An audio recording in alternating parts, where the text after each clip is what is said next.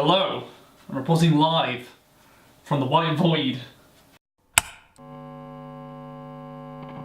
The reason why I'm actually here to do a video today is because I want to talk about something that is actually, it's a little bit personal for me, but it's something that does affect me in my day-to-day life, especially as a fursuiter. I want to talk about my eyesight and a lot of the struggles that I have when I'm fursuiting, because there's times when my vision is not very good. Basically, I've got no vision whatsoever in my left eye, and a few people know about it, a lot of my friends do, but it's not really something that I've disclosed in a video or to a wider audience or anything, so I wanted to kind of share that side of me a bit more, because it's something that I've grown to be proud of, and I'm all about trying to be more confident with myself and just share stuff about me that's actually kind of interesting and how it affects me when it comes to fursuiting.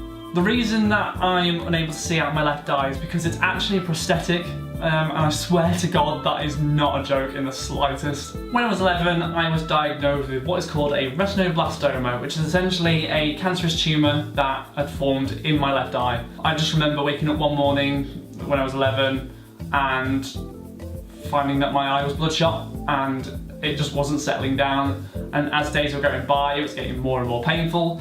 So we went to the doctors and we found out what it was, and then we had to look into what the treatment would be for it. Unfortunately, the solution was to remove the left eye completely. And ever since then, I've had no vision in my left eye whatsoever, and I have an artificial.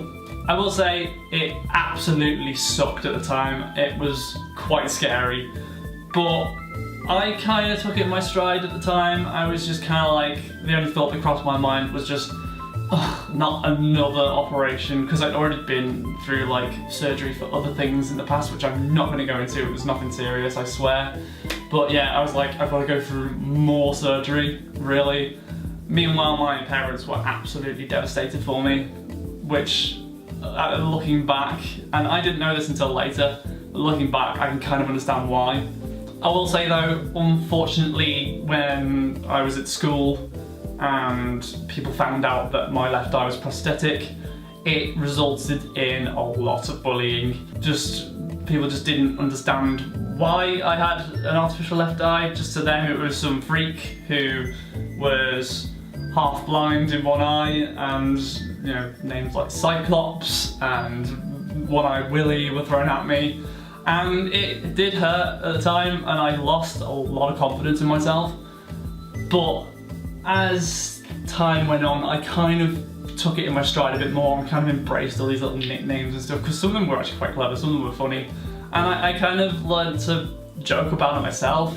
But yeah, it just got to the point where I just never liked telling anyone about it whatsoever, through fear of being judged or treated differently or treated horribly for it.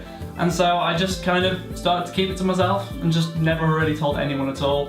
It wasn't until I became an adult and I told a few of my friends and some loved ones, and I started to get a lot more love and support for it rather than judgment or hate, which was really nice.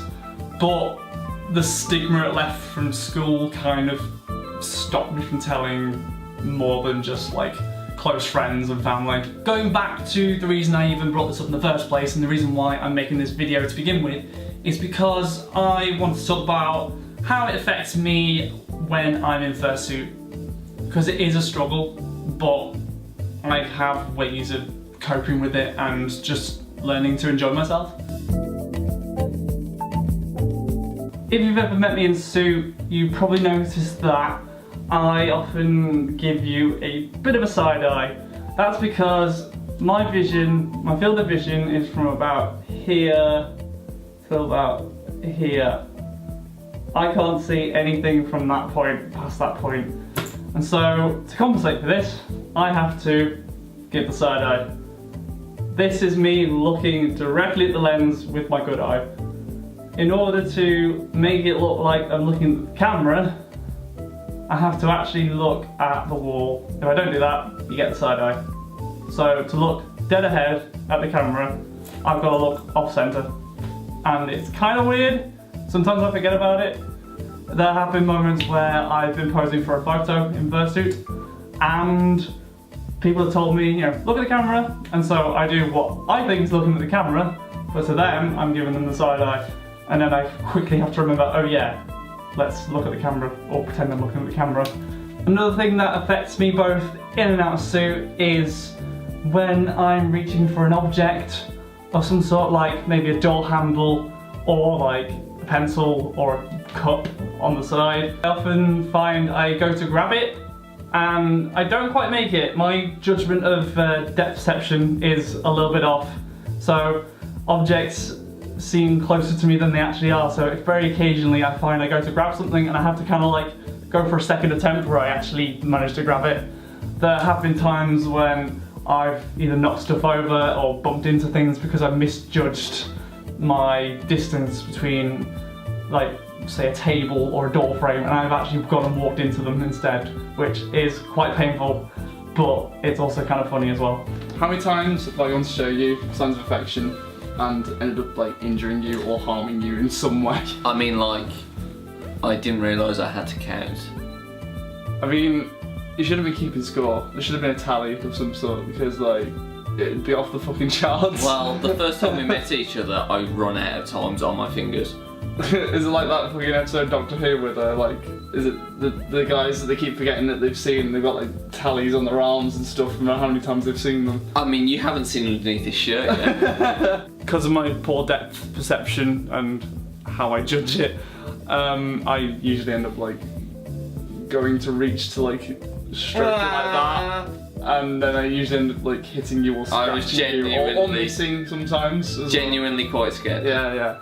I mean, we're in the fandom, we're furries. One of the biggest things that furries like to do is the nose boop. That is quite difficult for me. Like, doing this, I have to take it really slow. Otherwise I will end up harming him.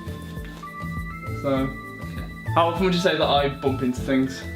Well, we've had to put like soft edges on all the counters in the kitchen and things like that, because the amount of injuries that are sort of happening is getting to a point where like the ambulance service are really fed up of coming out to. We've had quite a few fines, so. Yeah. In all seriousness, like I'll be in the other room and there'll be times where all you hear is just like. Jesus. And only that.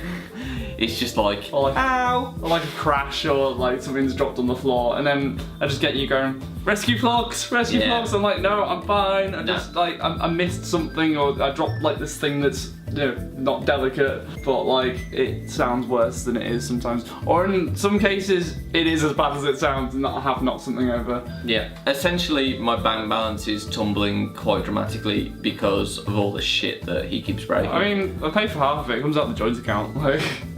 You know, I have to pay for some of the damages at least.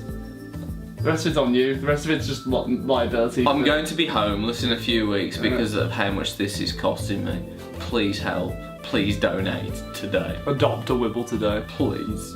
While all this can seem pretty daunting as a fursuiter, it's really not that bad. I've done it for that long that I've just kind of got used to it and kind of learned of ways to compensate for it. I just find the big key is to communicate and just make it clear to people that my vision is not very good in fursuit, and just to stand clear or give you some space, or if someone's available to be a fursuit handler, just approach them for help, just to kind of guide me to places without bumping into things. That's usually quite helpful.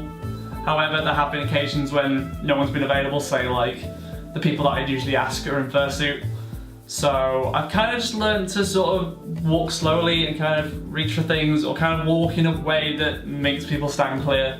I find that does help as well. What have you noticed me doing in suit? So when you're in suit, you're normally like either trampling small children or tripping over dogs. I'm on your tail! Come on. I didn't see that at all. Walking into bollards. Just generally like being a cause for mass destruction as you're walking along. I'm not too bad with the bollards, because like we had a Mac meet recently, and I did alright sort of during the fursuit walk, not bumping into things and like tripping over stuff, but I did have a close call in that like I nearly walked into a bollard until someone pointed it out to me. I was like, oh, okay, I'm just gonna not trip over that. The fact that you need like somebody, well, at least two people holding on to you at all times. Oh yeah, like says everything. I mean, I've essentially made Rusty my guide dog, in that like I will have Rusty hold my hand and like lead me to places. I have to wear like a little reflective coat that says guide dog on the back of it, just to make sure that you can go into shops correctly. We need to actually that you can actually go around town and be just a normal citizen. Whenever I'm walking with Rusty, both in and out of suit, I tend to keep her on my right side so that I can always see her in my peripheral, in my good side. Because I do feel a bit insecure when I can't see anyone here. One other thing, this isn't related to fursuiting, but I kind of forgot to mention earlier, in that like 3D films don't work for me. Any sort of 3D technology that everyone sort of is trying to shoehorn into any sort of form of media does not work for me, because I don't have two vision receptacles, so I just see, you know how it's two images are laid over the top of each other, I just see one or the other depending on which way I lean. Wow, I did not know that. Who knew? Who knew that having one eye meant that 3D didn't You'd work? be surprised how many people ask me, like, does 3D work? Or, you know, why doesn't it work? And I'm like, well, because I'm... Close an eye, find out for yourself. Yeah, it does suck, but I just think of all these little silly moments, all these little accidents that have happened, and just kind of take it in my stride and just talk about it and laugh about it, because it is funny at the end of the day. You know, I'm not really one to take myself too seriously, even when I'm dealt with a crappy hand. So these days, like, what's your confidence like with it? Because I know that you really used to struggle with, like, how people like perceived it and how they reacted to it. Like, as I've got older, I've kind of come to terms with the fact that, like, I generally don't care what people think of me. That's their problem, not mine. Because I noticed, like, when we were sort of like first friends, that you were sort of like saying to me, oh, there's specific people that I'd rather didn't know. Yeah. Because you were sort of like worried that you were gonna get kind of like alienated by them. Yeah.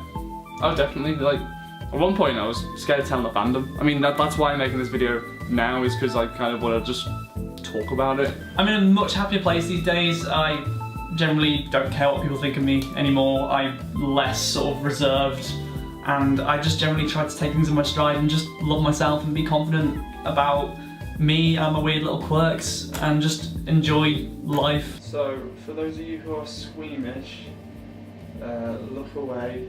I'm gonna show something for about 5 seconds and then I'm gonna look away again. So, this is me with my left eye taken out. This is what it looks like. Okay, as you squeamish, you can now look back. That's me. That's me without my artificial eye in. That's what it looks like. It's a little bit freaky. It freaks me out. I'm the one who's lived with it for since I was 11, and you know, I just wanted to show it because it's part of me and it's something that I'm kind of proud of. That I went through this, and yeah, this is how I live my days. This is the artificial eye. This is what it looks like. I'm currently giving it a clean. I'm just letting it soak a little bit. I promise that this isn't any like special effects or any sort of prank. This is real. This is me. And now I want to open up a bit of a discussion. I want to know, what are your weird little quirks and imperfections that make you struggle when it comes to fursuiting, or even just being in the fandom in general if you don't own a fursuit?